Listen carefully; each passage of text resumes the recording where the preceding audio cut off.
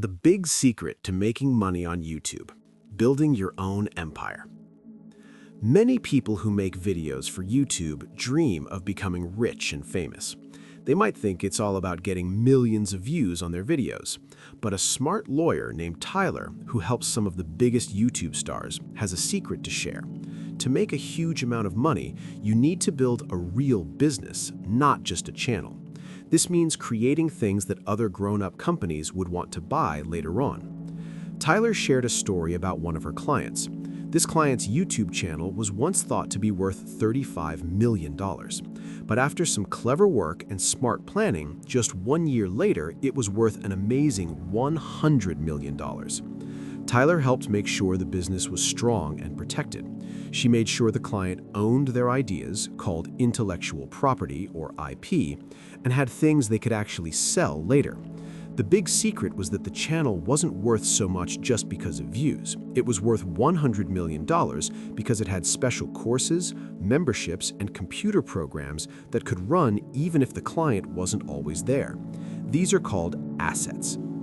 Tyler used to work in Hollywood, helping big movie companies. Now she helps YouTube stars make sure their businesses are solid. She gets to see what big investors want to buy. For a long time, she told creators to make money in many different ways, like selling t-shirts, offering online classes, getting money from ads, and more, maybe even 15 different ways. But she later learned this was a mistake. She realized trying to do 15 small things makes you like the boss of 15 tiny, weak businesses, and you have to do all the work yourself, every single day. This is like being on a hamster wheel, always running and never really getting ahead. Big companies don't want to buy a hamster wheel. They want to buy things that have lasting value, like toys in a store. Why not to depend only on YouTube? Many video makers on YouTube earn good money, but they don't have a real business that someone else could buy. They depend totally on YouTube. Imagine a big video game player who made lots of money from big deals. But if she stopped playing games, all her money would stop too. Why? Because she didn't own any special ideas, IP, or computer programs or valuable information that could keep making money without her face being on camera all the time.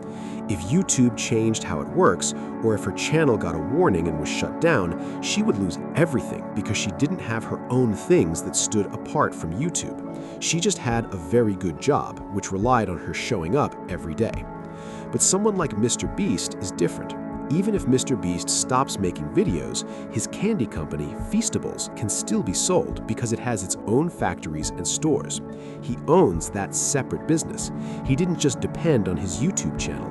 That's the difference between having a good job and owning a real business that can last. So, what do investors look for when they want to buy a YouTube business? Tyler, who has been in many meetings with these buyers, said there are three main things: money that keeps coming in. Buyers want to see money that arrives every month, whether you post new videos or not. This is like paying for a phone app every month, or joining a paid club, or even getting a product delivered to your house every month, like a special cereal. This kind of money makes a customer worth a lot more over time to a business. A business that can run without you. Buyers want to know if someone else can take over if you're not there. Do you have clear instructions for how everything works? Do you have a team that knows what to do? If the business would stop working without you, then you don't have a business, you just have a job that needs you every day. Owning your audience's information, IP. This is super important. Do you have a list of your fans' email addresses or a list of people who buy from you? This information is valuable because if YouTube ever closed your channel, you would still have a way to talk to your audience. This information, your intellectual property, is like new oil because it's so valuable, and buyers will pay a lot for it. Tyler even admitted she used to do things the wrong way herself. She worked too many hours, like she had built herself a prison, not a business. She realized her old advice about having many different ways to make money was just about surviving, not about getting rich. She decided she needed to act like a business owner, building things she owned, not just like a content creator who was always running on that hamster wheel. Case Study 1. The Pet Trainer's Directory. Building IP. You don't need to build something huge right away. You just need to build one standalone asset. For example, Tyler told a story about a pet trainer on YouTube. This trainer had many fans who kept asking, "Where can I find a good dog trainer in my city?" Tyler told her not to answer that question in her videos anymore. Instead, Tyler advised her to build the answer. This meant creating a national website, an app or online directory, where certified dog trainers could pay every month to be listed and verified. Dog owners from the trainer's audience could search by zip code for free. This is brilliant because it creates money that keeps coming in. It builds valuable information, a directory of trusted dog trainers, this is a form of IP, and it creates an asset that runs whether they post videos or not. This website could be sold for millions of dollars because it's its own business, separate from the YouTube channel. A big company could buy it, add other pet businesses to it, and grow it even bigger. They can't buy the trainer's face, but they can buy her intellectual property, that valuable directory. Case Study 2. The Fitness Creator's App, Building IP. Another great example is a fitness creator named Carolyn Garvin. For years, she made free workout videos on YouTube and built a huge following. But instead of just making more videos or selling small things, she disappeared for a while. Everyone thought she quit, but she didn't. She came back with her own fitness app. People now buy yearly subscriptions for a couple $100s. Just from one launch, she made millions of dollars because of her audience size. Here's why it's so smart.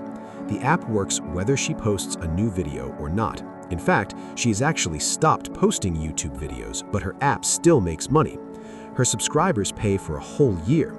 All her special workout content lives inside her app, not on YouTube, which she doesn't control.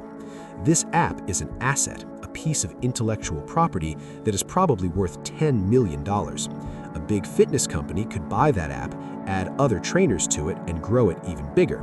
They can't buy Carolyn's face, but they can buy her tech stack, her special computer program and content inside it. Big companies called private equity firms love to buy these kinds of assets, like a list or an app. Then they combine them with other similar businesses and sell them all together for much more money. They can't buy your face, but they can buy your platform, the valuable things you own that are separate from YouTube.